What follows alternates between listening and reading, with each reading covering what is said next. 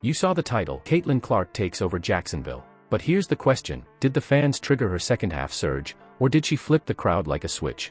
In the next moments, we'll break down the exact possessions where the arena noise spikes, and how Clark's shot selection and pace changed right after. Stay with me, because by the end of this video you'll be able to spot the moment the energy becomes a weapon, and why her best runs keep showing up when the building is loudest. Before we move on, I'd like to ask you a small favor. If you appreciate this content, please take a second to like this video and subscribe to the channel. Over 98% of you watch the videos without subscribing. It costs you nothing, but it makes a huge difference to us. So, did you click the subscribe button? Great, thank you so much. Now, back to the video. There's a point where the sound shifts from hype to hazard.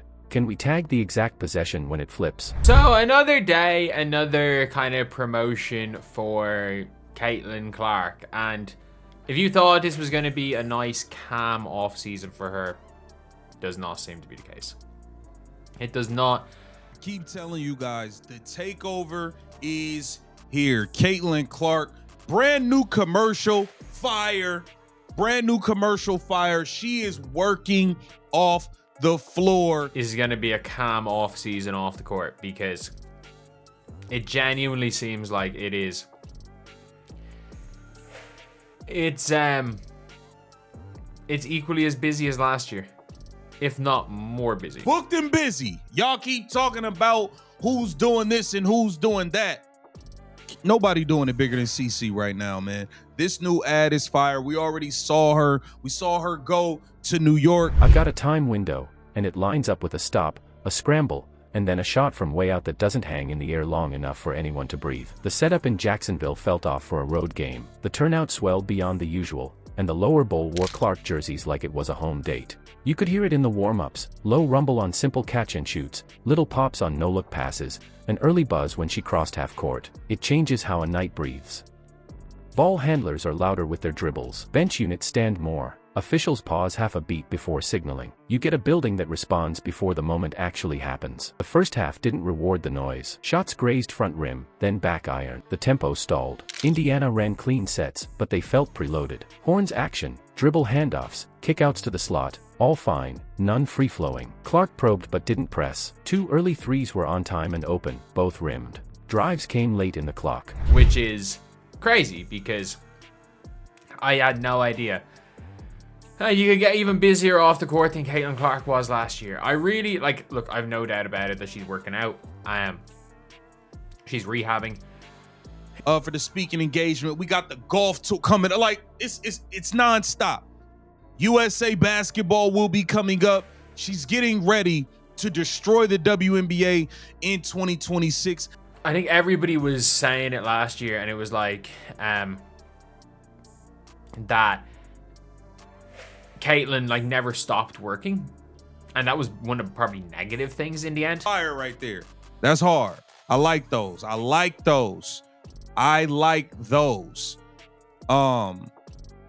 Man, I mean, it's just, honestly, bro, it's just a takeover, bro. It really is. We got a bunch of photos. Even the hit-ahead passes were safe, chest passes to the wing instead of skeet outlets that dare a cutter to sprint. Watch 3 early possessions where the crowd wanted liftoff. First, a body-to-body contest on a defensive board sparks a roar, and the outlet goes conservative to the near sideline. Clark calls for a drag, resets, and the clock slips under 10 before a guarded jumper. Next trip, a long rebound kicks to midcourt, the play swells, and she stops at the logo to call a set instead of taking the space. Third one, a deflection in the backcourt gets everyone standing, she pushes, then throttles down when the second defender shades middle. The delay isn't fear. It's calibration. She tested the range on her legs, the angles on the floor, and how the whistles were being swallowed on contact in transition.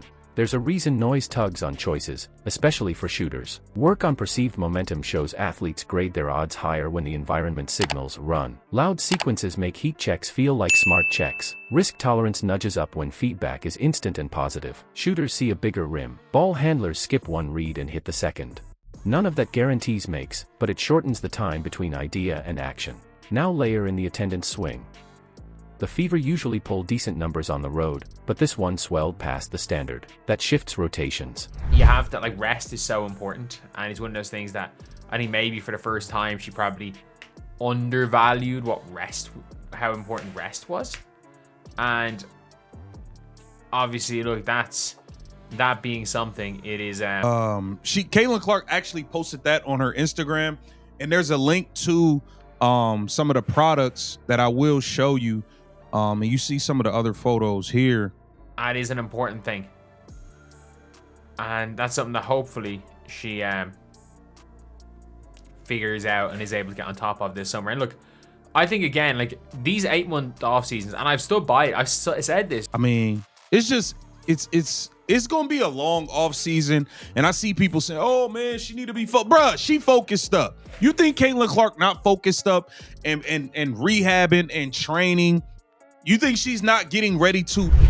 Home coaches will ride starters longer to settle a crowd, which stacks minutes on primary defenders. Tired legs show up first on closeouts and second on screens. It also changes when doubles come. You get late traps instead of early bumps because backline helpers miss their cues while yelling through the noise. Numbers matter here. Once a building climbs past normal conversation levels, switches and weak side tags start to slip. Past that, late clock calls get lost. Guards think a teammate is calling ice on the pick and roll, but it never reaches them clean. Bigs guess the coverage and step up a half step late. Even simple, red calls on flare screens get swallowed. A single misheard call turns a contested 26-footer into a rhythm look from 30. The trigger shows up right after a loud defensive stand. Clark grabs the handle, one jab to freeze the retreating defender, and pulls from deep before the help sets a foot in the paint. Next trip, they go drag early. She clears the screen tight, and fires off the hop with no extra dribble. Third trip, she refuses the screen, shifts gears, and knifes to the rim before the lowman can stunt. The pace jumps with the volume. Decisions hit faster. The shot map stretches. The clock reads 17 instead of 9, so you get a clean pattern. When the arena jumps, her choices compress. She acts sooner, from farther,